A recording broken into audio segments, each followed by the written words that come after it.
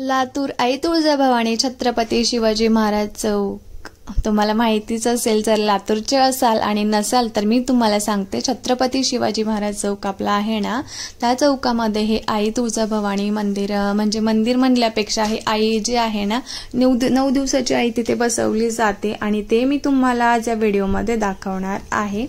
तर छत्रपती शिवाजी महाराज चौक आपले लातूरचं आहे ना, तिथे हे मंदिर तुम्हाला बघायला भेटेल। थोडंसं डेकोरेशन करतात मंदिर टाइप मध्ये, पण जेव्हा 9 दिवसाची देवी आपल्याकडे येते ना, तेव्हा मस्त असं मंदिर टाइपच डेकोरेशन तिथे करतात, पण साधं पण तिथे एक मंदिर आहे।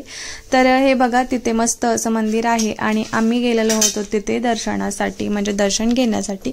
पण हा जो व्हिडिओ आहे ना, 9 दिवसाची आपली देवी आपल्याकडे आली होती आई तुळजाभवानी, तिथला तेव्हाचा हा व्हिडिओ होता। तर आता मी तुम्हाला इथे दाखवत आहे। तर व्हिडिओ थोडंसं एडिट करायला मला वेळच लागला, कारण काही प्रॉब्लेममुळे मी व्हिडिओ नाही एडिट करू शकले। तर म्हटलं आता तुमच्यापर्यंत हा व्हिडिओ पोहोचवावा, म्हणजेच इथे तुम्हालाही दर्शन घेता येतील। मी आणि राज तर घेतच आहोत, तर मला पण वाटतं की तुम्ही सर्व आनंदी आणि खुश राहावं आणि तुमच्याही इच्छा पूर्ण व्हाव्यात। तर असंच तुमच्यासाठी मी ते आशीर्वाद मागितलेले आहेत आणि दर्शन देण्यासाठी तुम्हाला हा व्हिडिओ पाहावा लागेल आणि आपली आई इथे कशी वाटते तुम्हाला खाली कमेंटमध्ये नक्की सांगावं लागेल। तर व्हिडिओ सुरुवातीपासून शेवटपर्यंत नक्की बघा। तर आई तुळजाभवानी म्हणजेच जसं तुळजापूरला तुळजापूर देवीचं मंदिर आहे ना, साक्षात सेम तशीच इथे मूर्ती वगैरे आहे, म्हणजे तसंच आहे, तुम्ही बघू शकतो। तुम्हाला इथे जर दर्शन घेतलं किंवा हे जर पाहिलं तर वाटेल की खरंच आपण साक्षात आई तुळजाभवानीचे दर्शन घेतोय, म्हणजे तुळजापूरला आलोय काय असंच तुम्हाला वाटेल। त्यामुळे तुम्ही खूप लक्ष देऊन हा व्हिडिओ बघा। तर मंदिरमध्ये आतमध्ये येताच प्रसन्न करणारं म्हणजे पूजा वगैरे आणि हळदी कुंकू हे सगळं दिसलं आतमध्ये की आपण प्रसन्न होतो तसं। त्यानंतर तर मग आपल्याला पुढे देवी आणि देवताचं दर्शन तर भेटतं, त्यानंतर तर सगळं काही मिळवल्यासारखं वाटतं। तरी ते बघू शकतो किती मनाला प्रसन्न अशी करणारी ही पूजा होती। काय सजावट, काय सुंदरता, काय डेकोरेशन, इतकं छान सगळं केलं होतं ना, ज्यांनी कुणी केलं होतं पण खरंच एकदम बेस्ट होतं बरं का, एकदम मनाला असं प्रसन्न करणारं ते। तर आपण देवी देवताचे रूप बघूनच आपण आपल्या मनात असंच खूप खुश होत असतो। पण ते जे त्यांना जे सजावट केलेली होती, त्यांचं साड्याचं डेकोरेशन वगैरे, म्हणजे साड्या घातलेल्या किंवा नथ वगैरे जे काही केलं होतं ना, खरंच खूप ग्रेट होतं आणि खूप छान केलेलं होतं। तर त्याच बाजूला इकडे पूजा वगैरे मांडलेली होती आणि ती मनाला प्रसन्न करणारी पूजा होती।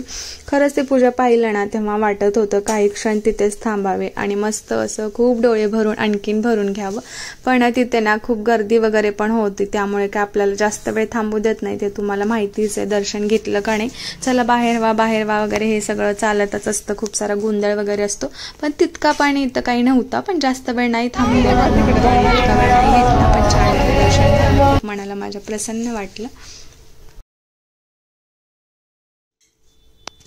त्यानंतर तिथं दर्शन वगैरे घेतलं आणि आम्ही बाजूला आलोत। मग काय इकडे मस्त असं रातची मस्ती चालू झाली। मग त्याच नंतर आणखीन एक छत्रपती शिवाजी महाराज चौक तिथे ना आणखीन एक मंदिर आहे, तुम्ही पण इथे आला असेल, म्हणजे मंदिर म्हटल्यापेक्षा देवी बसते तिथे, पण मंदिर टाइप तिने डेकोरेशन वगैरे करतात।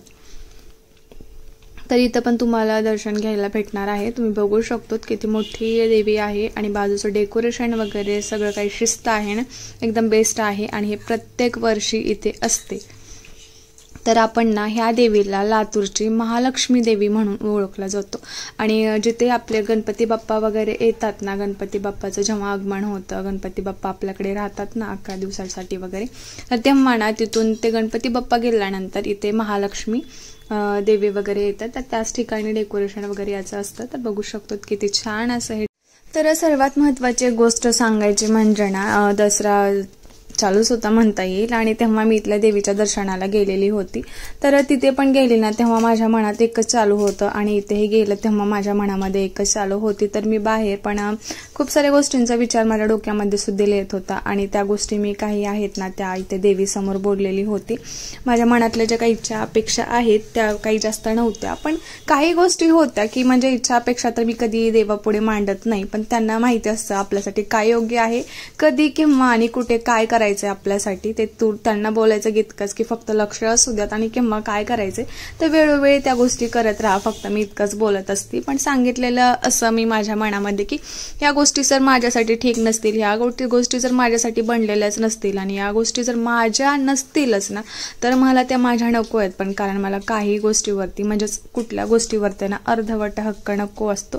तर ही काही गोष्टीमध्ये आपण समजून घ्यायलाही तयार होतो, ॲडजस्ट करून घ्यायलाही तयार होतो. पण ती गोष्ट जर आपल्याकडे राहणार नाहीये हे आपल्याला माहिती असतं, मनामध्ये कुठेतरी भीती असते, शंका असते ना, तेव्हा ते आपल्याला ती गोष्ट पूर्णपणे सोडलेलीच बरी असं वाटतं. पण काही तशाच गोष्टी माझ्या मनामध्ये होत्या. तर म्हटलं होतं की बाबा देवीला तू माझ्यासाठी जे योग्य आहे ते तू बघ आणि तेच माझ्यासाठी निवड. इथं मी सांगितलेलं आहेत काही खूप गोष्टी पर्सनल, आता मी याच्यामध्ये नाही शेअर करू शकत, पण हळूहळू करूयात, काय हरकत नाहीये. तर चला आपण इथे देवाचे दर्शन घ्यायला आलेलो आहोत. तुम्हाला मी इथे डेकोरेशन दाखवलं, किती सुंदर किती छान असं दाखवलेलं आहे.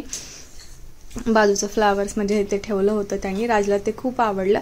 त्यानंतर परत एकदा मी इथे आपल्याला महालक्ष्मीचे दर्शन देते आणि वरचं पण बघा त्यांनी लाइटिंग घेते, किती छान असं केलेलं आहे सर्व.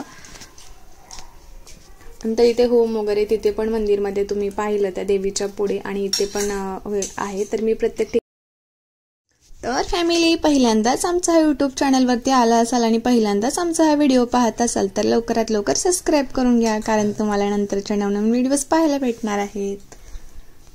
राज व्हिडिओला काय करायचंय? Like, comment, share.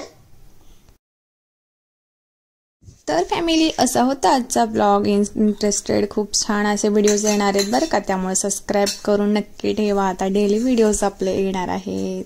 Bye bye, भेटूयात पुन्हा अशाच एका नवीन आणि छान अशा व्हिडिओमध्ये.